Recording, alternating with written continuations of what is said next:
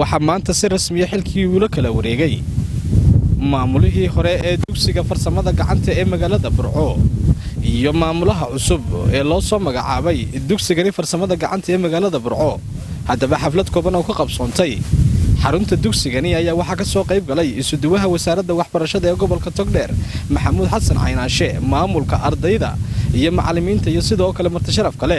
ugu horreyn waxaa madashan xil wareejinta ka hadlay maamulihii hore ee dugsiga farsamada gacanta ee Burco Maxamed Xirsi Xoosh, isaga oo ka sheekeeyay waayihii dugsigu soo maray intii uu joogay.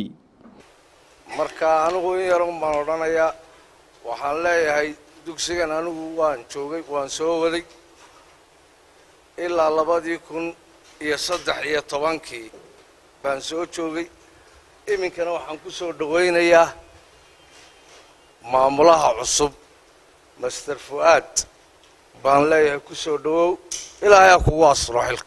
geesta kale waxaa isaguna madashan xil wareejinta ka hadlay maamulaha cusub ee dugsiga farsamada gacanta Burco, isagoo ka codsaday ardayda iyo macallimiinta dugsigu inay ula shaqeeyaan sidii ay ula shaqeyn jireen maamulihii isaga ka horeeyay. maanta waxaan taaganay barxad aynu wax kula wareegno, barxadda aynu wax kula wareegayno iyo dhismayaasha aad aragtaan iyo deyrka iskuulka iyo qalabka yaala waxaasoo dhan waxa ka soo shaqeeyay maamulka waxbarashada ee gobolka iyo gaar ahaan maamulka iskuulka oo hormuud yahay Xoosh wuxuu noqon doonaa astaan qaranka kaga suntan gobolka si gaar ah, waayo horumarka iskuulku gaadhay intii uu gacanta ku soo hayay waxa weeye hadba qofka gacanta ku haya ayuunba ku suntan. waxaan leenahay Xoosh taariikhdu ma duugowdo, diiwaan qore ayaa jira, taariikhda ay ku qorayso waxa dugsiga u qabatay iyo waxa qaranka u qabatayba. aan noqono kuwii u tola iskuulka wixii uu leeyahay suugu tola, laakiin ma noqon doono insha Allah kuwa ka tasha hadii Ilaahay raahdo aniga maamulka iskuulka igala shaqeynaya. dhanka kale geestooda iyaguna waxaa ka hadlay madashani oo soo dhaweeyay maamulaha cusub sagooteeyna maamulihii hore ee dugsiga farsamada gacanta, xubno ka mid ah ardayda iyo macallimiinta iyo marti sharaf kaleeto oo madashani ka soo qayb galay. xafladani waxa weeyaan waa xaflad xil wareejin ay la kala wareegayaan labada maamule oo kala ah maamulihii hore ee iskuulka farsamada gacanta Maxamed Xirsi Xoosh iyo maamulaha cusub oo la wareegaya xilka Fuad Aadan Cabdullaahi. runtii maalintii halkan la aasaasayay la maamudayay iskuulku ma taagnayn, waxaa sagxad maran meel gegiya oo cidla ah.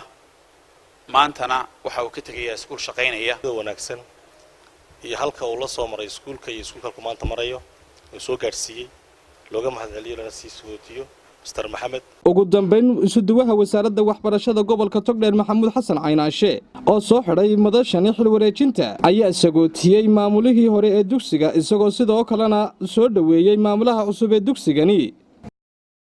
isaga markaa waxaynu ugu ducaynaynaa in Ilaahay ku asturo muddada uu joogo. qof waliba mudduu leeyahay waa qoran tahay muddadiisu, muddada uu joogo in isagana Ilaahay ku asturo oo isaguna maalmaha ka mid ah oo maanta oo kala ah uu taariikh cad kaga tago isagoo waxna ku kordhiyay waxna ka qabtay meel wanaagsanna gaarsiiyay haddii aan la yiraahdo ayaan isagana uga rajaynayaa. taariikh aan maanta la soo koobi karayn ayuu ku leeyahay guud ahaan geeska Afrika, gaar ahaan ummadii la isku oran jiray dawladdii Soomaaliyeed ama ummadda Soomaaliyeed guud ahaan wuxuu ku lahaa taariikh runtii ka muuqata dalka ka muuqata. muddadii uu shaqeynayayna dadkii ka soo baxay oo aan aad u rajaynayay inay halkan marka ay ka dhageystaan ay dareemi doonaan taariikhdii iskuulka. waa Fahmi Kaysa Xirsi, Bulsha TV, Burco.